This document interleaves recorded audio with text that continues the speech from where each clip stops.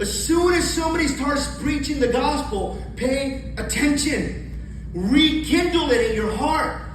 Rehear it again so that your heart can be rekindled by the power of the biblical gospel. So we as Christians have to make sure that we are continually understanding and having our lives put in line with the gospel.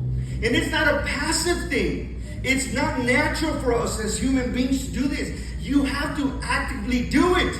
If the great Apostle Peter was acting out of line from the gospel, what makes you think that here and there we don't act outside the line of the gospel?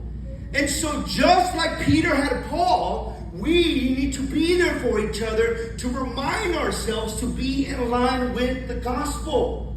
And that's the whole theme this year for our church, right? If you look at the bulletin, there's always this little thing that says truth and love. And if you notice it, sometimes I switch it. I put love and truth, because one is not more important than the other. Without truth, there is no love, and without love, there is no truth.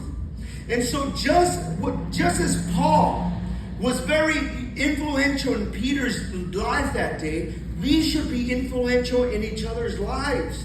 We should have the ability to be able to talk to each other in truth and love and truth, and say, hey, you are not in line with the gospel.